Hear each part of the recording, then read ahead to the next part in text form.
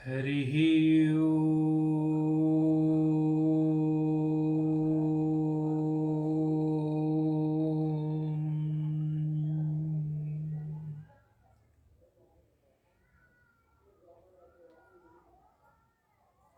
हरिः ओम्।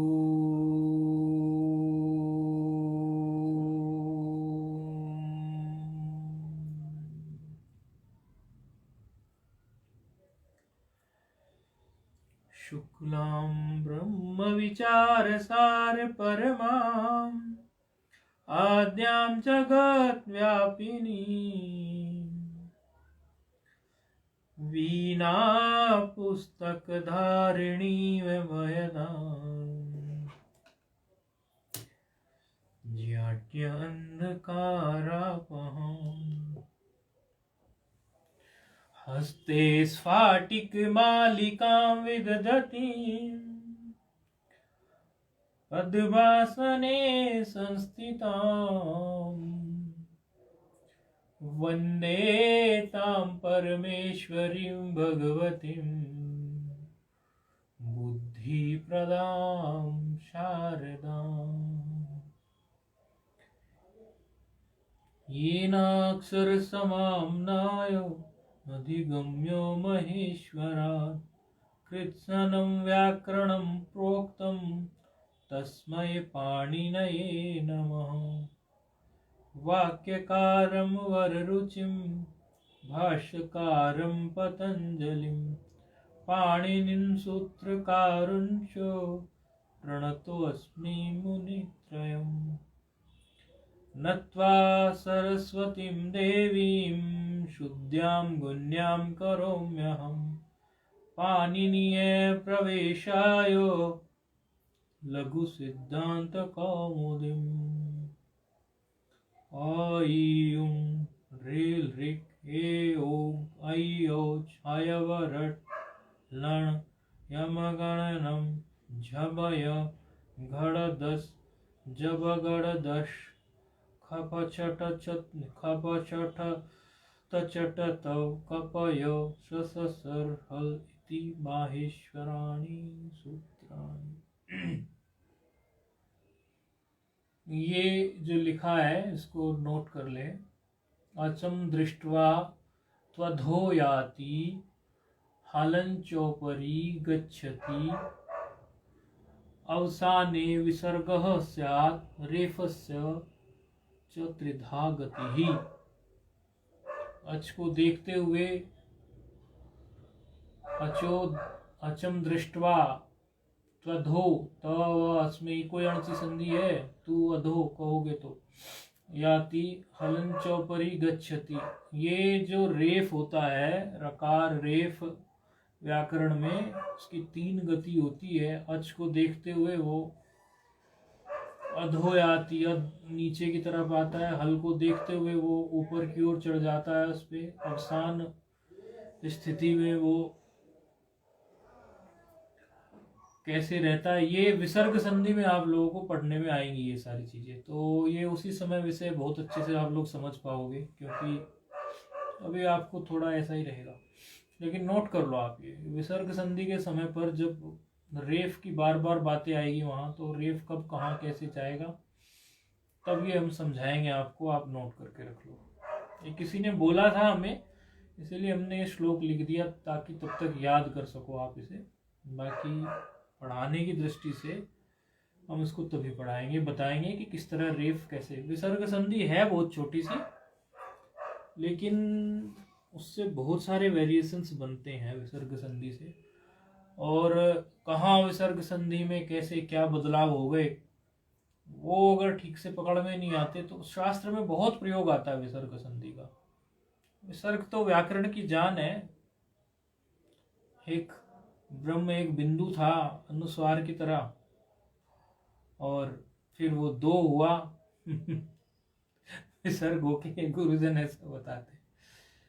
ये भी लिख लो जो उसके नीचे लिखा है अंजीनम व्यंजनम परेण संयोजनम। उसके नीचे जो लिखा है शत्रुवदादेशा भवन्ति मित्रवच्चागमः स्यात्। ये सब लिख लो आप। समय समय पर जब इनका जिक्र करेंगे तो हम लाइव में बोल जाएं, जो यहाँ विद्यार्थी बैठे हैं उनको तो ये है कि वो तो चलो सामने से पूछते, लेकिन लाइव वाले नहीं पूछ पाते कई बार। तो लिख के रख लो, और जैसी फिर वो आएगी वो चीज़ हम उसकी व्याख्या कर देंगे, क्योंकि फिर हम जो मुंह से बोल रहे हैं वो आपको लिखा हुआ भी मिल जाता है, तो उससे आपको स्मृति में और आपके लिए और वो आगे भविष्य में काम आ जाता है। तो एक तो ये चीज़ है। दूसरी, आप लोगों को पूर्व के पाठ का गृह कार्य जो दिया था, उस गृह कार्य में आप लोगों ने बना के दिया, वो सब वो करके दिया। आप लोगों को हमने वांतो ये प्रत्यय सूत्र तक का कार्य आप लोगों को दिया था। तो एको यणचि संधि अलोन्त्यस्य प्रयोग होगा तस्मिन इति निर्दिष्टे पूर्वस्य किस स्थिति में लगता है, स्थानीय अंतरतमा की जरूरत क्यों पड़ती है, झलाम जस जसी जो है, झलाम जस झसी जो है वो प्रयोग में आता है, कब आता है, अनचि च कब प्रयोग में आता है, और एचोए वाय आवह कब प्रयोग में आता है, और आपका फिर उसके आगे वांतो ये प्रत्यय क्यों प्रयोग में आया था। ये सब चर्चा हुई थी और इससे संबंधित आप लोगों को कुछ गृह कार्य दिया था। सभी लोगों ने वो गृह कार्य करके दिखाया, भेजा, वो हमने देखा भी। तो कुछ सामान्य सी गलतियां कई लोग करते हैं, ज्यादातर समझ में आया है आप लोगों के सूत्र, ये तो पता चल रहा है, लेकिन कुछ सामान्य सी गलतियां जो करते हैं लोग, उसके बारे में हम थोड़ा बता देते हैं। कई लोगों ने ठीक भेजा, लेकिन छोटी छोटी गलतियां हो जाती हैं कई बार, उसके बारे में थोड़ा बता देते हैं। अभी तो लाइव में है तो आप लोगों ने नोट भी किया होगा और ये सामने है। बाकी मुख्य रूप से जैसे आप इन सूत्रों को देखते हो तो आपको जो गलतियां हुई है उससे संबंधित हम सूत्र के माध्यम से बता देते हैं। इको यणची तो स्पष्ट रूप से समझ में आ जाता है कि स्थाने यण हो जाता है। किसी विद्यार्थी ने तो भी ऐसे भी कर दिया कि जैसे उसको बोला कि आप ये करके दीजिए, री धनाकृति करके दीजिए, उसमें उन्होंने ऐसे ही बस लिखना है, कुछ ना कुछ ऐसे भी लिख दिया। ऐसे नहीं करना होता है। ये देखना चाहिए कि इक के स्थान पर यण जो हो रहा है हमारा, तो ई के स्थान पर यकार होना चाहिए और ऊ के स्थान पर वकार होना चाहिए, री के स्थान पर रेफ होना चाहिए, और इको यणची में यू री के स्थान पर फिर लकार होना चाहिए। ये ध्यान देने की बात थी। और तस्मिनिति निर्दिष्टे पूर्वस्य, तो जब भी सप्तमी निर्देश का कार्य होता है, अर्थात अची की बात चलती है, अच की, तो वो प्रयोग में आता है, तो वो प्राप्त होता ही है। स्थानीय अंतरतमा की भी मदद लगती ही है। ये बात तो लगभग सबको समझ में आ गई कि इको यणची सूत्र जो है बिना तस्मिनिति निर्दिष्टे पूर्वस्य और स्थानीय अंतरतमा के बिना वो लग ही नहीं सकता, क्योंकि स्थानीय अंतरतमा व्यवस्था बैठाएगा एक के स्थान पर यण की, और तस्मिनिति निर्दिष्टे पूर्वस्य बताएगा कि कार्य जो है वो सप्तमी निर्देश जो हो रहा है वो कहाँ होना है। अनचि चा में कई बार लोग जो हैं अनचि चा में ध्यान नहीं देते।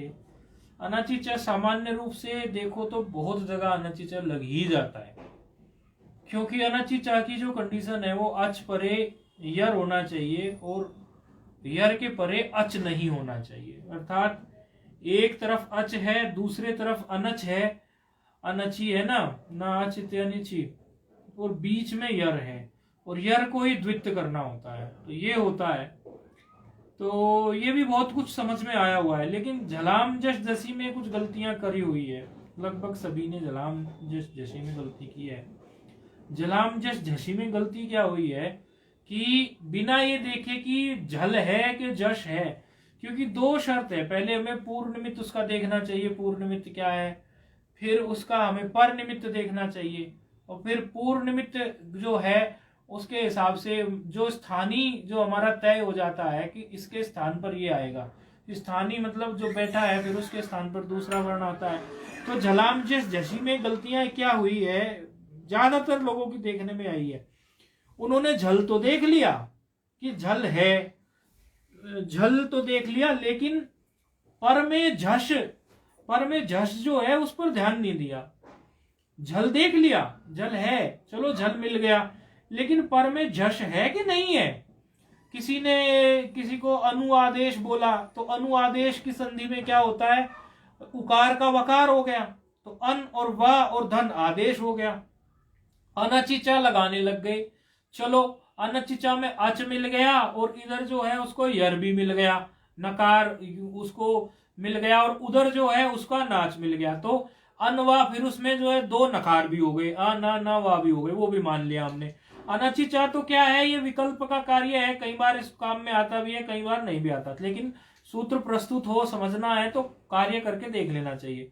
लेकिन अब समस्या क्या आ रही है, आ ना ना व धन आदेश की जब स्थिति बन गई, आ ना ना व धन आदेश की, उस स्थिति में क्या दिक्कत आ रही है कि झलाम जैसी लगा दे रहे हैं।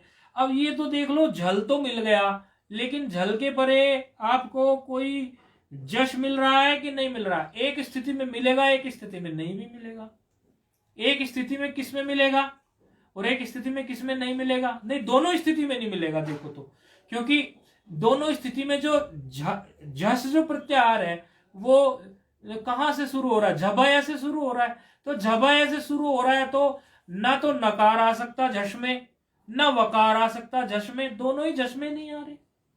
तो झस परे मिला कैसे, एक गलती करते हैं, झस परे मिला ही नहीं भाई। वकार को देखो तो वो भी हयावरट में रह गया पीछे ही, और नकार को देखो तो वो भी यमगणनम में पीछे रह गया। तो झस में कैसे मिलेगा नकार और वकार, तो ये अनुआदेश में गलती कई लोगों की है। तो जिसमें सूत्रार्थ अच्छे से जब समझ में हमारे आ जाता है, फिर हम उसकी सही रूप में उसका उपयोग करते हैं। क्योंकि ये अभी तो संधि चल रही है और बिल्कुल शुरुआती दौर में हम है। आगे हम सुबंत में प्रवेश करेंगे संधि के बाद, या तिंगंत में प्रवेश करेंगे, एक एक रूप को सिद्ध करने में 8-8 सूत्र लग जाते हैं, 10-10 सूत्र लग जाते हैं, कोई हिसाब किताब नहीं है, सूत्र बड़े लगते हैं।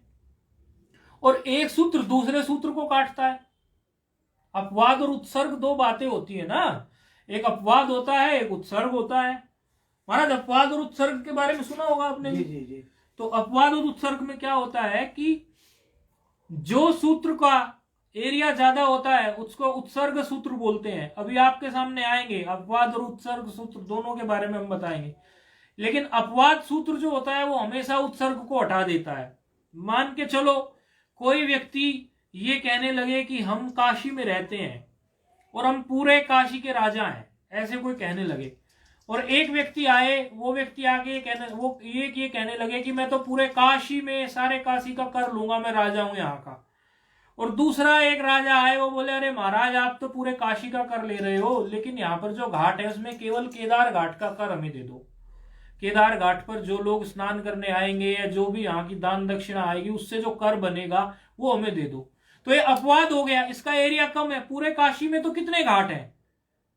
तो वो सोचने लगे कि पूरे काशी का तो वो ठीक है, लेकिन अपवाद यहाँ क्या हो गया, जिसका एरिया कम है वो उसने कहा केवल केदार घाट का कार्य मुझे दे दो, केवल केदार घाट का कर मुझे दे दो। इस तरह की बात यहाँ आने लगी।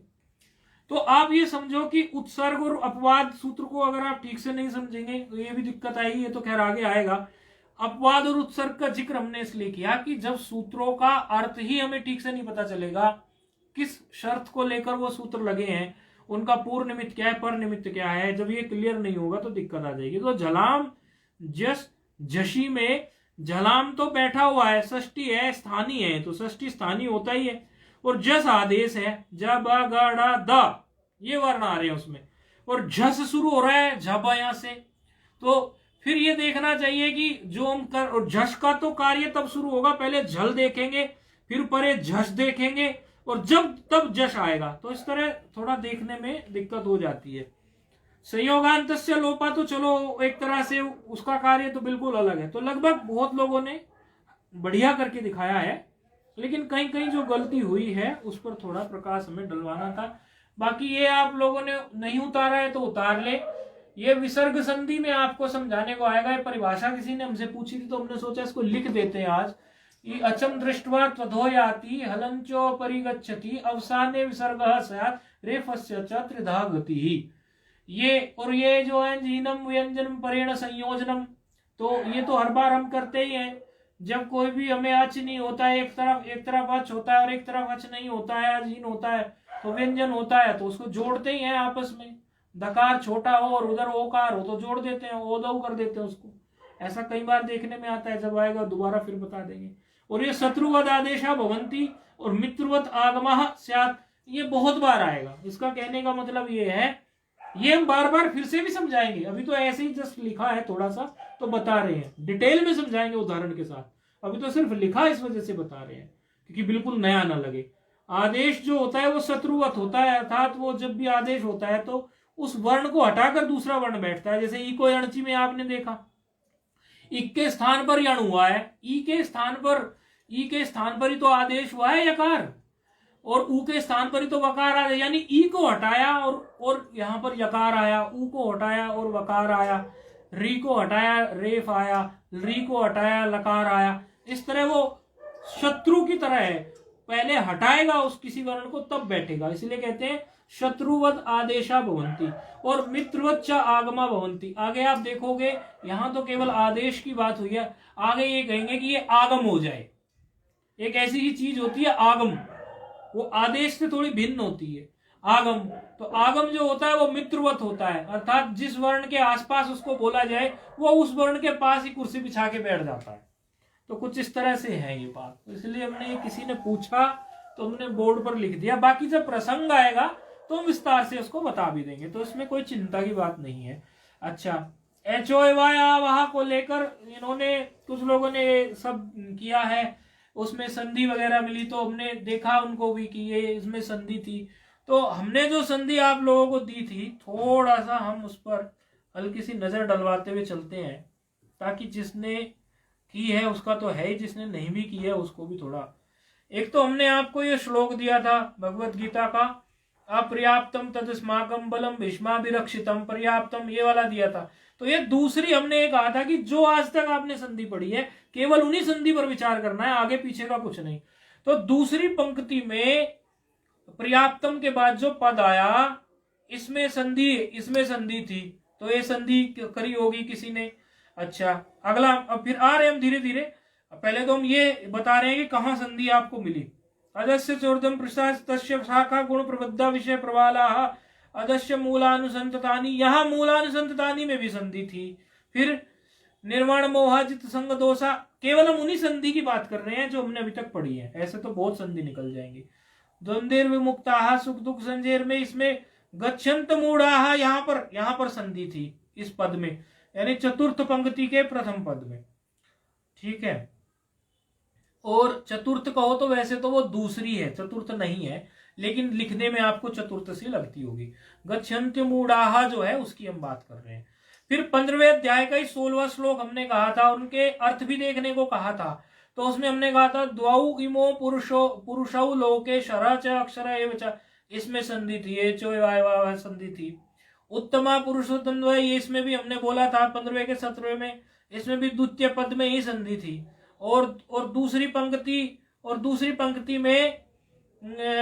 पंक्ति में भी संधि है, अंतिम जो है उससे पहले वाले में। अच्छा, फिर हमने पंचदशी का प्रथम अध्याय का 59वां श्लोक बोला था, अनादि व, ये भी बना के दिया है किसी ने, ये भी ठीक था। और व्याजयन्ते, इसमें भी संधि है। महाराज कोई संधि आप है आपके पास देखने के, दिखाने के लिए कुछ है चमत्कार? नहीं है, चलो ठीक है, तो नहीं है तो आप अभी ध्यान दे लो, ठीक है, अभी पकड़ में आ जाएगा। जैसे ये था, ये तो मिटा देना, जो बताए थे ना हमने उसी को हम फिर से बता रहे हैं। जो नहीं कर पाया किसी कारणवश, वैसे तो करना चाहिए क्योंकि एक बार पक्की हो जाती तो हो जाती है, तो वो एक बार देख ले फटाफट। ये श्लोक था, तो इस श्लोक में प्रथम अध्याय का हमने जो 10वां श्लोक दिया था, तो उसमें जो हमने संधि थी, ये वाली संधि हमने देखने को कहा था आपको। उसमें एक कहा था, आप स्वयं देखना किसमें, इस तरह का एक पद है। और इस तरह के पद खूब आते हैं, खूब बिल्कुल ऐसे ही आते हैं, लगभग ऐसे ही लिखे हुए। तकार लिखा होगा, उस पे हर्ष इकार ऐसे चिपका दिया पहले, और इस तरह से लगभग लगभग जो है ये बहुत बार आता है। तो ये अगर हमें संधि क्लियर ना हो उसमें, तो फिर उस संधि को पढ़ने का कोई लाभ नहीं। तो ये टूट जाता है यहां से। ऐसे देखो इसका तू ये निकल आया ना, वकार की जगह उकार निकल आया इसका, ये कोई अणची का ये टूट गया ना।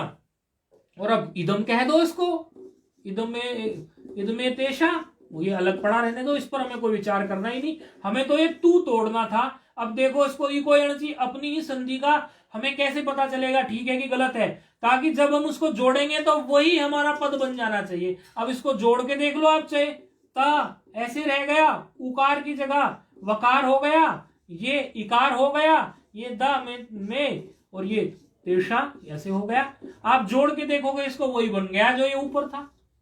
तो इससे पता चलता है कि हमारी संधि गलत थी कि सही थी।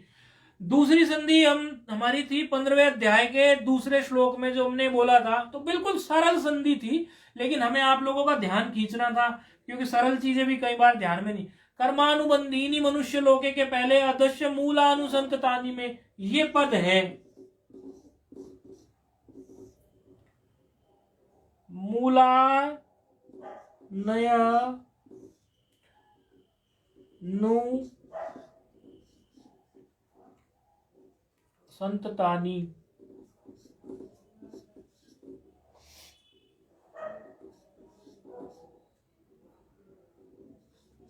ये पद है। अब कई लोगों ने तोड़ी हुई भी है, लेकिन हम इसको लेकर देते हैं। महाराज आप थोड़ा इसकी संधि के बारे में विचार करिए, इसमें से संधि कैसे निकालेंगे। अभी कोई अणची हिंट दे दिया मैंने, हिंट तो मैंने दे दिया, इसमें से ही कोई अणची निकाल लेते हैं। ये कोई अणची है इसमें, तो कैसे, जैसे आप इसको उच्चारित करेंगे अपने आप निकलेगी। उच्चारित करो एक बार इसको, आप रोज करते हैं, भंडारे इत्यादि में हर जगह चलता है। मूलान्यनुसंततानि है। हाँ, तो टूट गया ना, बोलो कैसे टूटा। मूल अनन्य ना ना ना ना, यहां से तोड़ दो ना, ये मिल गया ना यकार। भाई कोई अणची में यकार का खेल है कि नहीं है, यहीं से तोड़ो फिर इसको। ये यकार की जगह क्या आ जाएगा, इकार। बस बस, इसमें और कुछ भी नहीं है महाराज, इसमें और कुछ है ही नहीं। मूला नी, टूट दो उसको यहां से। ये हर्ष भी हो सकता है, दीर्घ भी, वो एक अलग विषय है।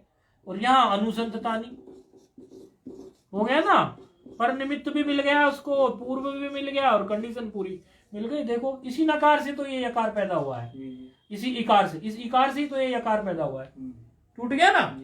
तो आगे अगर ये इसमें आ जाए मूलान्य अनुसंततानी और संधि पूछे तो बोल देना ये मूलानी अनुसंततानी है। एक वैज्ञानिकता हम और बताते हैं संस्कृत भाषा की आपको, ये वैज्ञानिकता है इसकी।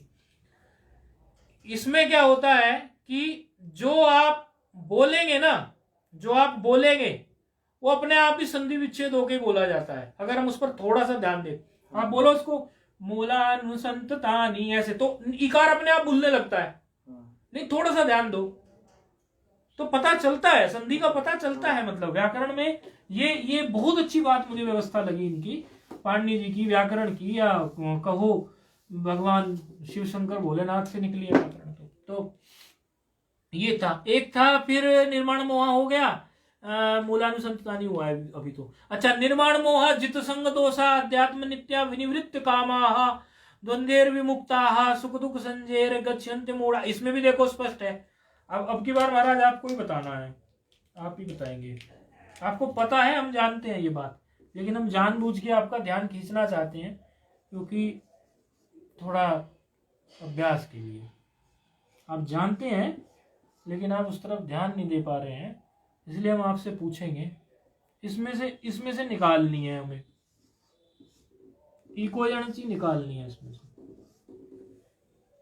इको अणची है इसमें, हिंट तो हमने कर दिया, अब आप निकाल दो इसमें से। ये पद भी आता है ना, जब 15 अध्याय में सुना तो होगा ना। कौन सा श्लोक है, थोड़ा उच्चारित करो। गच्छन्ति मूढ़ा पदम अव्ययम् तत् न तद्भासयति। नहीं, इससे पहले ये है ना 5वां, निर्माण मोह। निर्माण मोह जित संग दोषा अध्यात्म नित्या विनिवृत्त। याद तो आपको सब है। हाँ बिल्कुल, बस यही, इसमें ही अंतिम पंक्ति सी है ये। तो ये इसमें ही कोई अणची संधि है इस पद में, तो तोड़ो उसको, निकल जाएगी बिल्कुल। गच्छन्ति मूढ़ा, हाँ ये तो आपको पता है, आप फिर इतना समय मत लगाओ, क्योंकि हमारा जो कार्य है ना महाराज, वो है आपके अंदर आत्मविश्वास की ज्वाला जला देना। क्योंकि आप सब जानते हैं, ये मुझे अच्छी तरह पता है, लेकिन वो क्या होता है कि आप थोड़ा हिचकिचा के बोलते नहीं। बोला करो, यहाँ तो बैठे इसलिए हैं, खूब बोलो, जम के बोलो। तो ये इसमें से निकल गई, ये समझ आ गया, इसमें तो कोई थी नहीं बात। अगला हमने बोला था इसमें फिर द्वाइमौ पुरुषो लोके, ये बोला था, ये था ना, ये वाला श्लोक भी हमने लिखवाया था कि इसमें जरा अभी तक की पड़ी हुई संधियों में से संधियां तोड़ो। हमने बोला था देखो इसी में संधि है महाराज, कौन सी संधि हो सकती है इसमें? सूत्र लगता है। हाँ वही बता दिए, इसको तोड़े क्या फिर और स्थान पर। हाँ अब तोड़ दो उसको। बिल्कुल सूत्र सही बोल रहे हैं आप, बिल्कुल सही बोल रहे हैं, 100% सही है आप। तोड़ दो, टूट जाएगा आसानी से।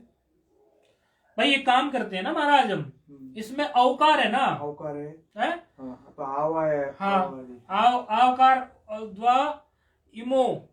ओहो ये तो हमने पहले ही तोड़ के लिख दिया है ये हमने ही तोड़ के लिखा हुआ है द्वा इमो, तो ये तो हमने तोड़ के लिख दिया द्वा इमो। इस प्रकार नहीं है, वो टूटा हुआ है, एच आया इसमें संधि है, ये तो टूटा हुआ लिखा है, इसमें क्या तोड़ दो।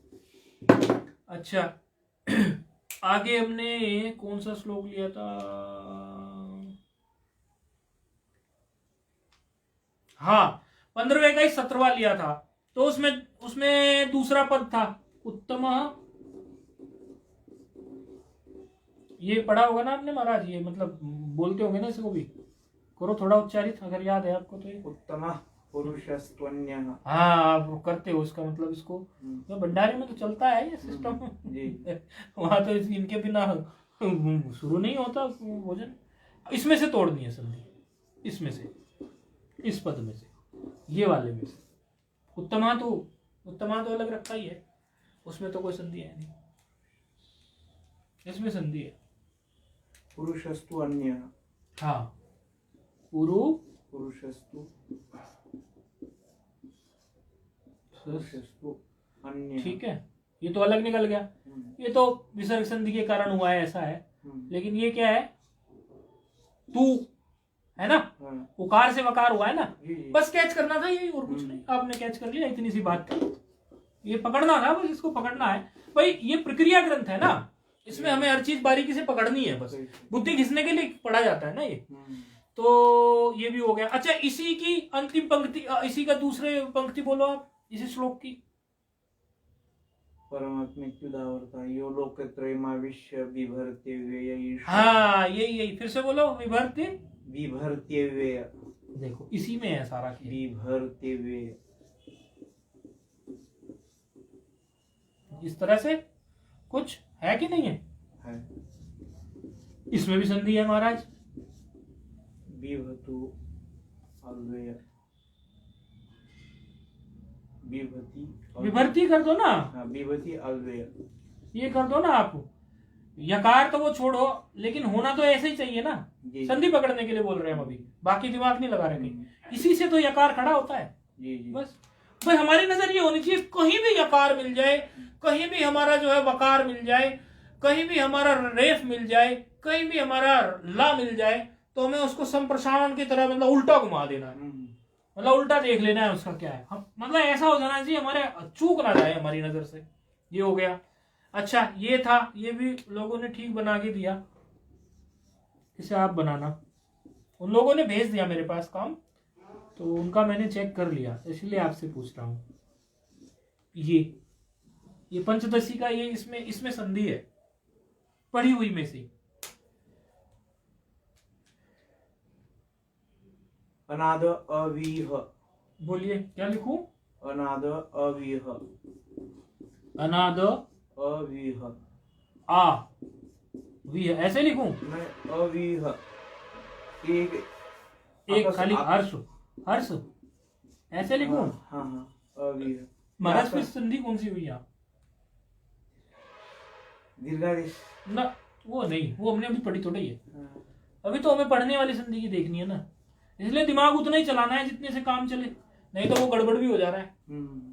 ये देखो ना महाराज, इसमें आव आ गया ना, ये देखो ये आव। हाँ आव। हाँ। तो आव को क्या कर देते हैं हम, औकार, ऐसे कर दो इसको आव की जगह पे। बात आ रही है ना समझ में? और आगे क्या रह गया, ई है। अब देखो आप, अच भी मिल गया, एच ओ वाई आवे अच मांगता है पर में, और इधर जो है औकार मांग रहा है। औकार की जगह हमने क्या बनाया, सीधे सीधे अब देखेंगे तो ये, और औकार की जगह हमारा क्या आ गया, आव। ऐसे ही तो आता है। और ये ई है, जोड़ दो, यही बन गया। इस तरह से यही बन जाएगा, नहीं बन जाएगा? बस यही, इस तरह छोटी छोटी चीजें पकड़नी हमें, ताकि हमारी बुद्धि शार्प हो जाए। क्योंकि दोबारा फिर क्या पढ़ेंगे, अभी पक्की कर लेते हैं इसको, बार बार क्या पढ़ना। अब हमारे सामने ये कोई अणचि तस्मिनिति निर्दिष्ट पूर्व से ये आ जाए, आगे खड़ी हो जाए, अब हमें बार बार देखनी ना पड़े। आगे उत्तर ग्रंथों में चलेंगे, तो इसीलिए इसको निपटा के आगे बढ़ना है। तो ये मन में ये नहीं रखना है ना, बहुत कुछ करना है। मतलब आगे आगे हमारा जो है ये 5वां दूसरे अध्याय का 5वें में हमने बताया था, ये कहा था पंचदशी कही, हमने कहा था कि ये यहां से शुरू है। वास्तव में ये यहां से शुरू है, लेकिन इस पद में संधि की बात हमने नहीं कही थी। इससे अगले पद में यहां संधि है, देखना आप, ये भी बहुत मिलती है। ये हा में नीचे या मार देता है और ऐसे ऐसे आकार लगा देता है, शास्त्र में देखना आप कहीं भी ऐसे, और ये आगे कुछ पद बना देता है, ऐसे बहुत मिलती है ये संधि। तो ये इसको तोड़ लिया करो, ये ही है, ही से ही तो ये यकार पैदा हुआ ना। यकार पैदा हो रहा है ना, तो वो इकार से पैदा हुआ है, और कहां से पैदा हुआ वो, और आगे अंतरा है, बस इस प्रकार है।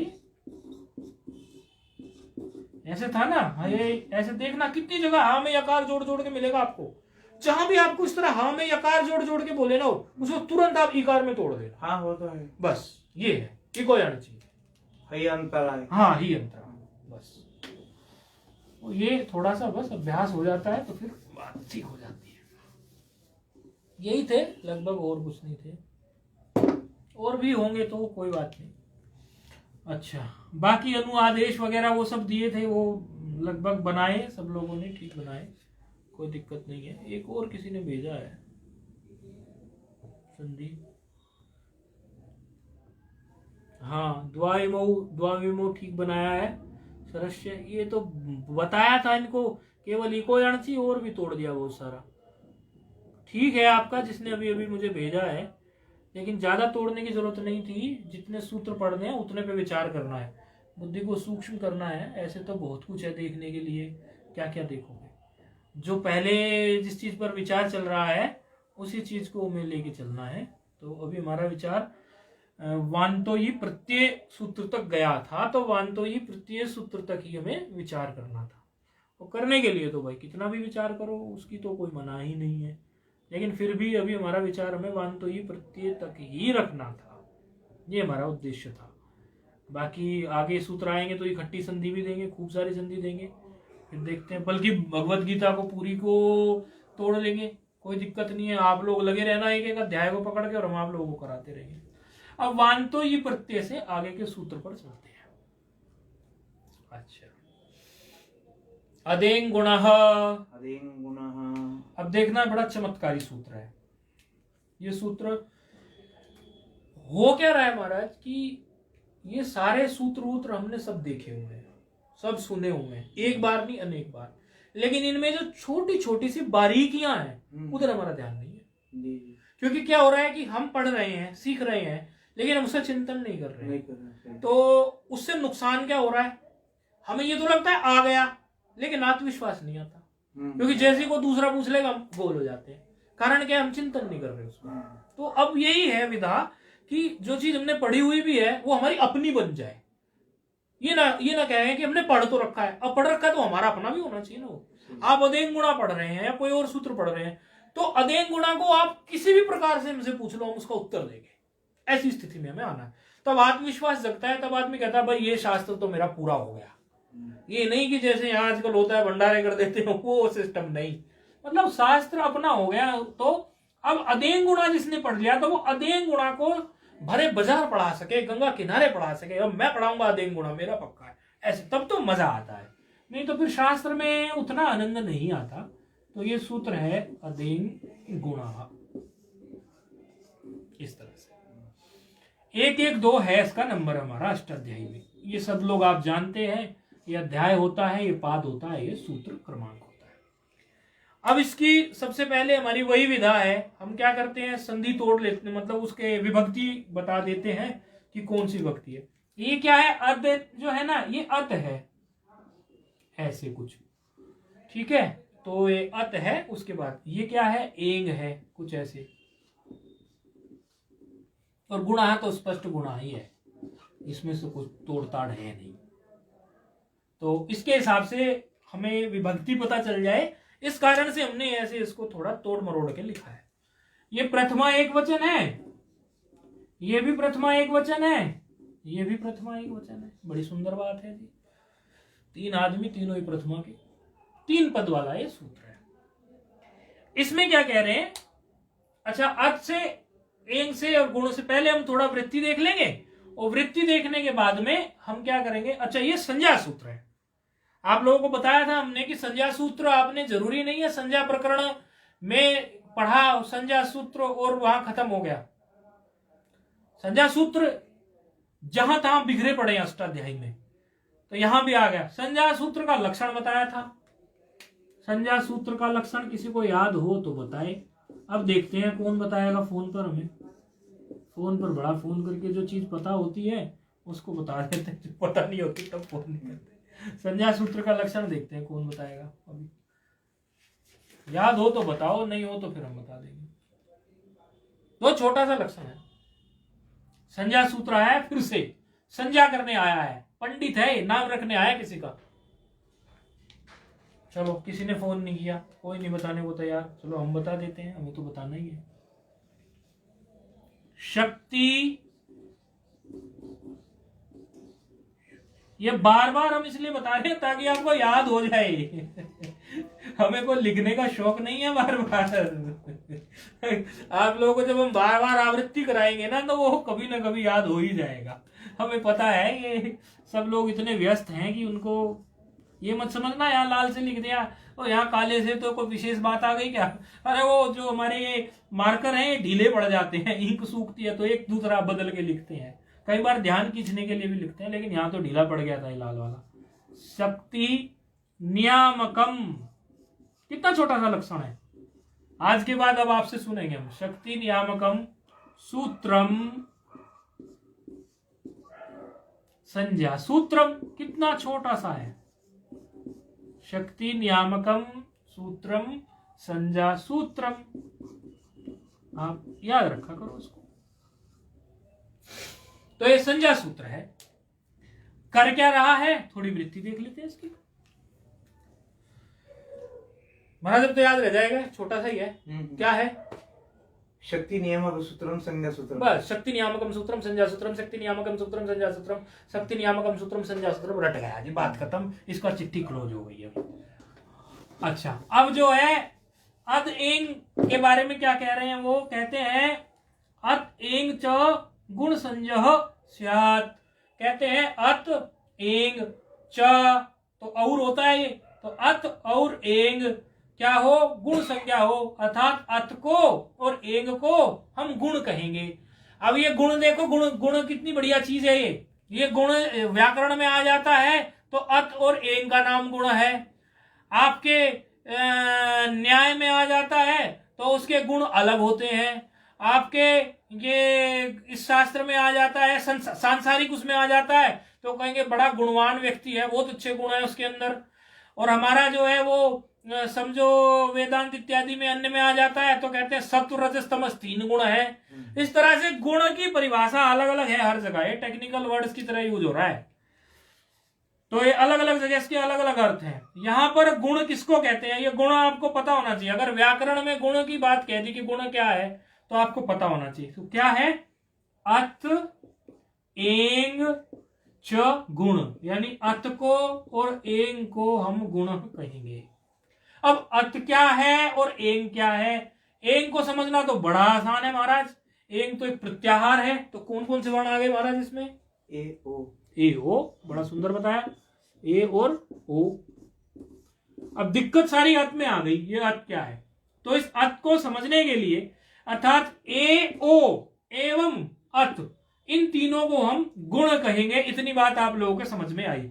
अब ये अत क्या है, इसके लिए अगला सूत्र आके विधान करता है, बताता है। अब इतनी बात याद रखनी है, अत और एंग, एंग का मतलब ए ओ, ये तीनों जो हैं गुण कहलाते हैं, इनका नाम गुण है। अब हम ये कहने लगे कि इसकी जगह गुण हो जाए, ओ गुण भरे किनारे, हम गंगा जी किनारे दूर से आवाज लगा दें और कोई परमार्थ निकेतन की तरफ खड़ा हो गए, अरे गुण आजा, तो इसका मतलब ये तीन लोग उठ के आएंगे। कौन कौन? ए ओ और अत। अत का भी हमें पता नहीं क्या है, उसका पता लगा लेते हैं। ठीक है, तो थोड़ा मिटा लेते हैं और इसका अत का हम पता लगा लेते हैं। ये कौन से खेत की मूली और कौन से खेत का बथुआ है। आजकल ठंड का मौसम है ना, मूली और बथुआ दोनों चलते रहते हैं तो मूली बथुए के पराठे। तो ये अगला सूत्र आ रहा है, तप्रस्तत् कालस्य, कालस्य विसर्ग नहीं है, तप्रस्तत् कालस्य है। तो अब इसको ये तपर करने का जो सूत्र है ये बहुत जरूरी है समझना। और ये कई लोग तो एक बार के में पकड़ लेते हैं, कई लोग जो है इसमें कंफ्यूजन क्रिएट कर लेते हैं। मैं आज इसको कोशिश करूंगा कि इतने अच्छे तरह से समझाऊं आप लोगों को कि इस सूत्र में कुछ बचे ही नहीं। तपरस तत् कालस्य, सूत्र का जो क्रमांक है वो है 1170।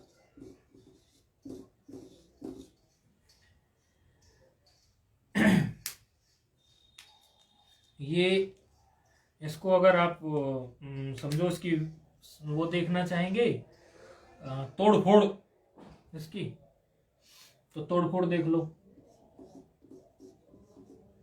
तपरः इस तरह से एक पद है तपरः, और तत्कालस्य ये दूसरा पद है।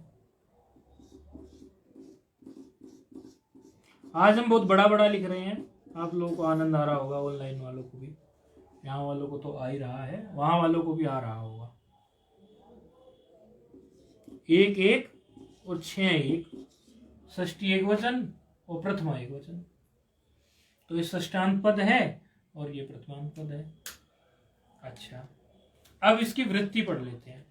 वृत्ति क्या कह रही है समझने की कोशिश करना आप थोड़ा। तह परो यस्मात् स च तात परश्चो उच्चार्यमाणसम कालस्यैव संज्ञा स्यात्। पहले हम इसका सामान्य अर्थ बता देते हैं हिंदी, फिर उसको हम और गहरे में लेके चलेंगे।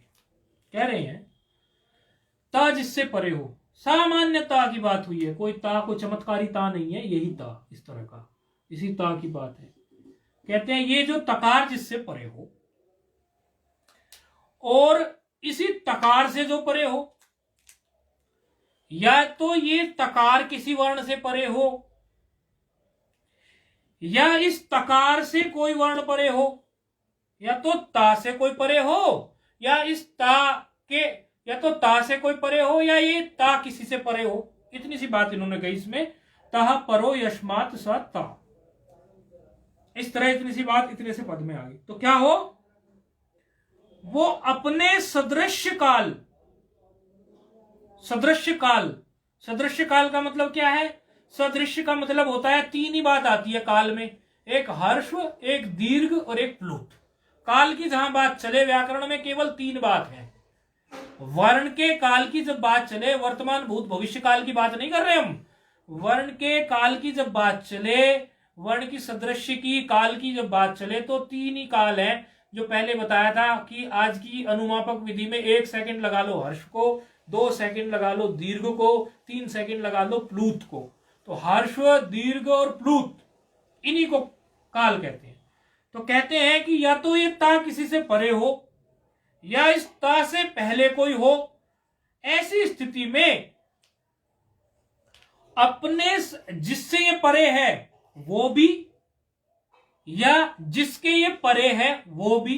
बात समझ में आई ना, यानी ये बीच में बैठा है, इससे पहले भी कोई हो, इससे बाद में भी कोई हो, तो इससे पहले वाले का भी और इसके बाद वाले का भी, दोनों स्थिति में या तो इसके पहले कोई है या इससे बाद में कोई है, तभी तो इस बात का अर्थ लिख लेगा ना, ता जिससे परे हो और ता से जो परे हो। वो जो वर्ण बैठे हैं इसके पहले या बाद में, वो केवल अपने सदृश काल की ही संज्ञा करेंगे, अर्थात अगर हमने आ बोल दिया तो इसका मतलब और आ के परे ता है और आ के पूर्व में ता है, या तो आ के परे में ता है या आ के पूर्व में ता, कोई एक कंडीशन मिल गई, दोनों मिलनी जरूरी नहीं है, या तो आ से बाद में ता आ गया हो या आ के पहले ता आ गया हो। तो इस स्थिति में क्या होगा, इस स्थिति में आ केवल आ की ही संज्ञा करेगा, न कि आ ऐसे नहीं करेगा, यानी केवल आकार एक केवल हर्ष आकार की, एक केवल हर्ष आ की संज्ञा करेगा, केवल ये हर्ष आ का बोधक होगा। कारण क्यों, पहले हमने सूत्र पढ़ा था अनुदित सवर्णस्य चा प्रत्यय, अनुदित सवर्णस्य चा प्रत्यय ने आ ई उ कहा कि 18 की संज्ञाएं करेंगे, तो 18 की संज्ञा कर रहे थे वो, तो 18 की संज्ञा करने के बाद में समस्या क्या आ रही थी यहां पर कि इनको जो है ऐसा कुछ चाहिए था जिससे वो अपनी ही संज्ञा करे, वो 18 की संज्ञा ना करे, नहीं तो 18 में फिर वो आ भी आ गया और प्लूत भी आ गया, 18 भेद हो गए।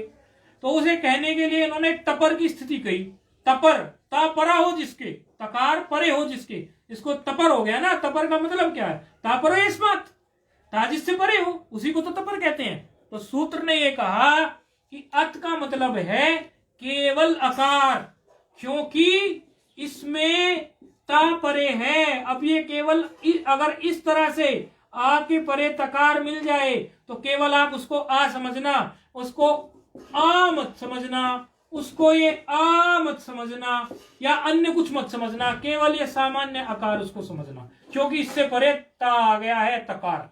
ये सूत्र का मूल जड़ है।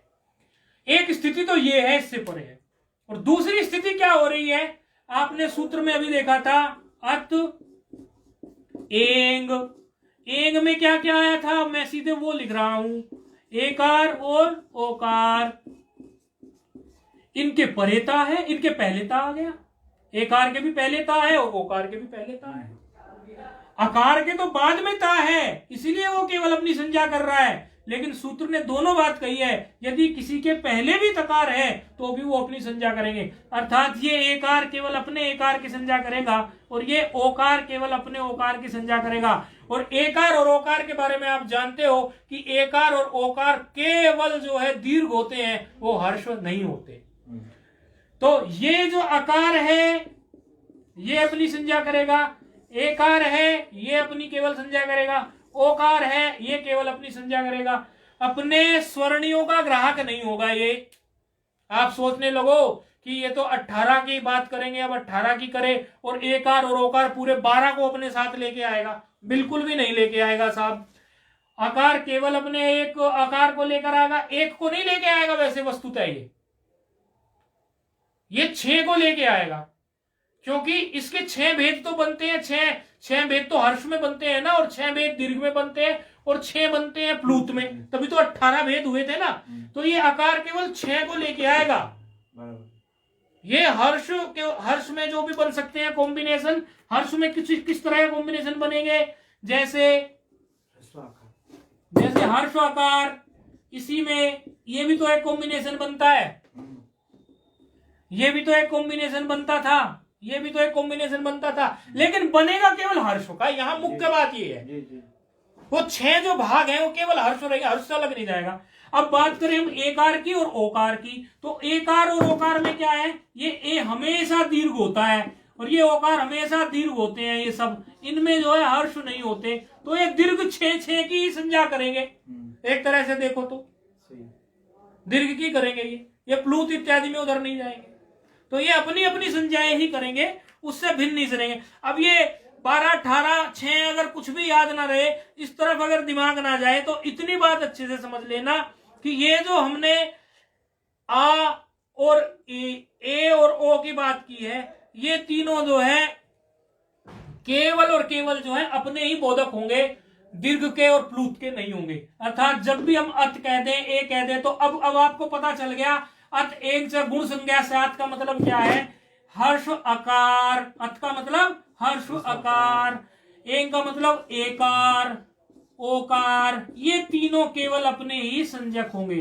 अर्थात जैसे ही हम गुण कहते हैं व्याकरण में, आपकी खोपड़ी में ये तीनों आ जाने चाहिए। अब मुझे लगता है ये सूत्र आपको तपरस्त काल से बिल्कुल क्लियर हो गया होगा। ता जिससे परे हो या ता से जो परे हो, दोनों स्थिति में वो केवल अपना ही बोधक होगा। वो अपने समकाल हाँ, का बोधक। अपने समकाल का ही बोधक होगा। अपना बोधक मतलब अपने समकाल का बोधक। समकाल का मतलब केवल अगर वो हर्ष है तो हर्ष का ही बोधक है, दीर्घ का नहीं होगा। ठीक है, अब आप ये मत समझना कि और आगे स्थिति और भी कुछ आएगी तो हम बारीकी और ज्यादा एकदम नहीं बताते, नहीं तो फिर दिक्कत होगी। इतनी आप बात समझ लो, इसमें और भी बारीकी ला सकते हैं हम, लेकिन वो क्या है, जो दूसरी बार तीसरी बार चौथी बार पढ़ रहा है उसके लिए लाई जाएगी, अभी नहीं लाएंगे। अभी समझनी जो बात समझाई है आपको वो पर्याप्त है। तो तप्रस्थ कालस्य अदेन गुणा आपको क्लियर हो गया। अगला सूत्र आ रहा है आद गुणः, आद गुणः। और तीसरा सूत्र आ रहा है आद गुणः। अब देखो भूमिका जम गई है तो अब आद गुणः बहुत झटपट समझ में आएगा।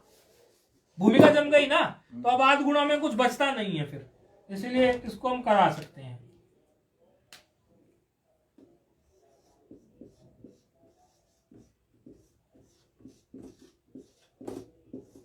फिर भी समझ में आप लोगों को ना आए, आप पढ़ना, विचार करना, आप लोगों के पास ये ऑडियो वीडियो सब है, आप हमसे अगले कक्षा में फिर से पूछ सकते हैं। कई बार एक बार में नहीं बैठती बात, पूछ सकते हैं, लेकिन कोशिश करनी चाहिए कि बात हमारे में बैठे, क्योंकि उद्देश्य क्या है, तत् और त्वम का अनुसंधान करना। तत् किस प्रकार त्वम हो सकता है और त्वम किस प्रकार तत् हो सकता है, और तत् त्वम होता है, त्वम तत् होता है, कैसे होता है, ये अनुसंधान करने के लिए बैठ के विचार करना पड़ेगा वेदांत का। उसके लिए ये बुद्धि की घिसाई है। आपको पंडित बनाने के लिए व्याकरण नहीं पढ़ा रहे। अगर कोई पंडित बनने के लिए व्याकरण पढ़ रहा हो तो फिर वो और भी बेहतर पंडितों के पास जाए। मैं तो आपको तत्व के शोधन के लिए ये ट्रेनिंग करा रहा हूँ बस। 87। हाँ 87 है क्या? 88, अच्छा हाँ। आद गुणा, अब गुणा से तो आपको बिल्कुल अच्छी तरह समझ में आ गया। जहां भी गुण की बात हो जाए, गुण की बात के सामने वही हमारे सामने तीन वर्ण आके खड़ा हो जा रहे हैं, आ, ए और ओ। वृत्ति देख लेते हैं, इसलिए इसमें अब कुछ खास बचा नहीं है, वृत्ति देख लेते हैं। अवर्णादचि परे पूर्व परयोर को गुण आदेश स्यात्। आगे तो उदाहरण है उपेंद्रा गंगोदगम, पहले वृत्ति समझ लो। अवर्णादचि परे, अवर्णाद, अवर्णाद अर्थात अवर्ण से। अवर्णाद क्या है? अवर्णाद क्या है? जैसे रामाद होती है, पंचमी है कि नहीं है, तो अवर्ण से परे।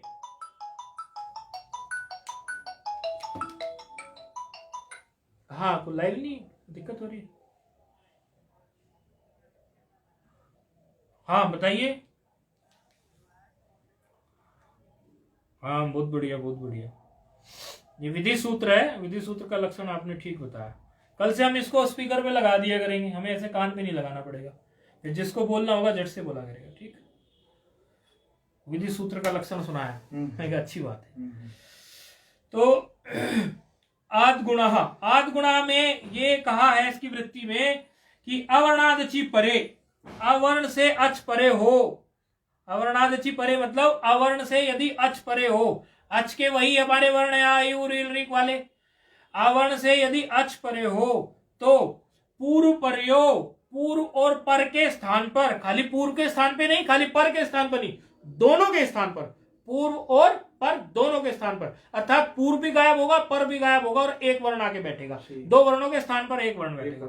तो पूर्व और पर के स्थान पर गुण आदेश हो जाए। गुण आदेश का मतलब क्या है? आ हो जाए, ए हो जाए या ओ हो जाए।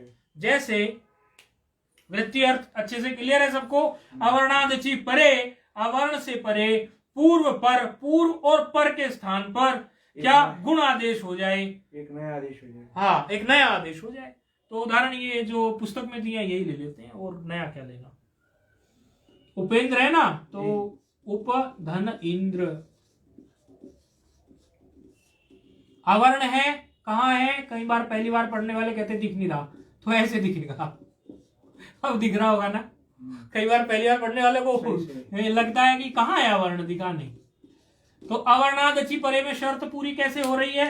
अवर्ण है ये अवर्ण है और ये अच परे है, ये अच है। अच में क्योंकि आपको पता है अच प्रत्याहार में आ ई यू आ गए, आदि आदि। हाँ ठीक है, समझ लेना, आदि आदि सारे क्या लिखे।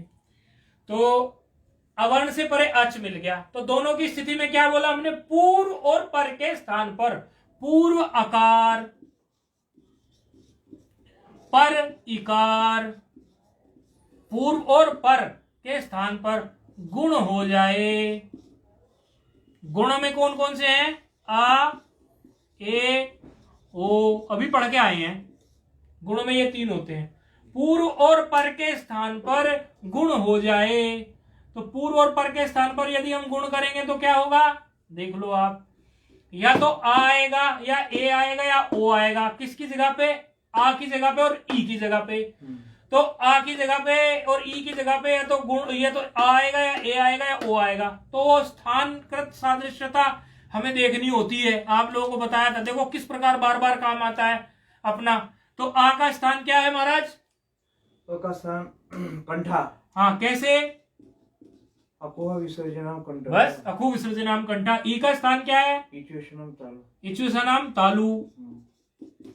तो ऐसा वर्ण बैठाएंगे जिसका स्थान कंठ भी हो तालु भी हो, क्योंकि सादृश्य करना है दोनों के। तो कंठ और तालु का स्थान, कंठ और तालु स्थान इन तीनों में से किसका है? आ, ए, ओ में से एकार का। एकार का है कि नहीं है कंठ तालु स्थान? ए दे तो कंठ। ए दे तो कंठ तालु। तो किसको बैठा देंगे? एकार को, क्योंकि आकार का स्थान कंठ है, ई का स्थान तालु है। इसलिए कंठ और तालु दोनों के मिश्रण का कोई हमें मिलता है तो एकार मिलता है। तो क्या हो जाएगा?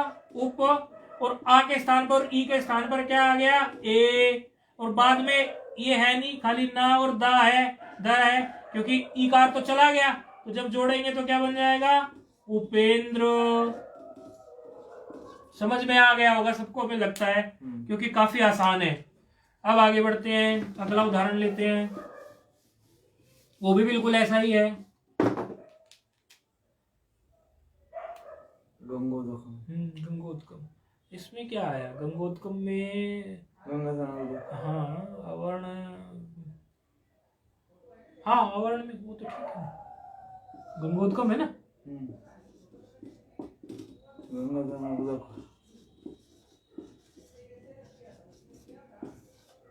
मकार हमने जोड़ दिया पद के लिए, वैसे बाद में जोड़ना भी ठीक रहता। उदक लिखते, सामान्य रूप में उदक लिखते हैं, लेकिन हमने वो मकार इसलिए जोड़ दिया कि बाद में भी हमें जोड़ना पड़ेगा। तो इसमें क्या है? गंगा का जो आकार है ये अवर्ण है कि नहीं है? यहां मत सोचना अत नहीं कहा, यहाँ अवर्ण कहा है, ध्यान रखना। लोग गलती कर देते हैं यहाँ पे, विद्यार्थी कहते हैं आकार आ गया है, तो अरे आकार यहाँ तो आ ही सकता है, क्योंकि यहाँ तो अवर्ण कहा है ना, यहाँ अत कब कहा है? अत तो गुण के लिए बोला हुआ है, यानी गुण वाला वो आ होता है। यहाँ तो आ अवर्ण के अंदर गया, तो जब अवर्ण बोला, वृत्ति में बोला ना अवर्णादची, अवर्णादची मतलब अवर्ण से परे। अवर्ण का मतलब वो आ से परे भी हो सकता है, आ से परे भी हो सकता है, और आ से परे भी हो सकता है। समझे? ये वो, अगर हम इसमें अभी कंफ्यूज करने के लिए क्या करते हैं, कंफ्यूज करने के लिए लोग गंगा उद्गम करके जाते हैं, रटा रटाया बैठा रहता है। अब वो क्या करता है, जब इंटरव्यू लेता है वहां पर वो क्या करेगा, ऐसे कुछ, और ये भी कह देगा, आदमी कंफ्यूज हो जाएगा वहां पर। तो इस तरह से ये कंफ्यूजन वाली बात है।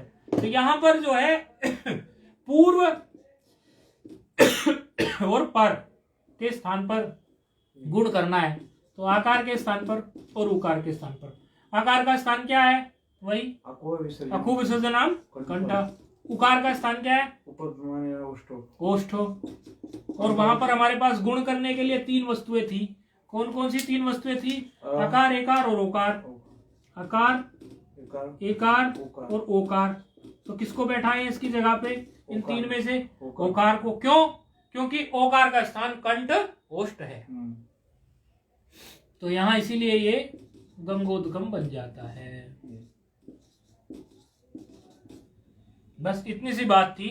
अब इनको ठीक से देख लेंगे, कल इसके कुछ उदाहरण उठा लेंगे और अच्छे से समझ में आ जाएगा। आप लोगों को बहुत जगह उसके उदाहरण मिलेंगे आद गुणा के। और ये तीन सूत्र आज हो गए हैं। अदेंग गुणा, जिसमें एक जो था सूत्र हमारा संज्ञा सूत्र था, और आद गुणा जो था हमारा वो हमारा विधि सूत्र था। हाँ, दो संज्ञा सूत्र थे, तपरस्त कालस से भी संज्ञा सूत्र था, तो ये भी संज्ञा कर रहा था तपर की। तो इस तरह से ये सूत्र हो गए आज।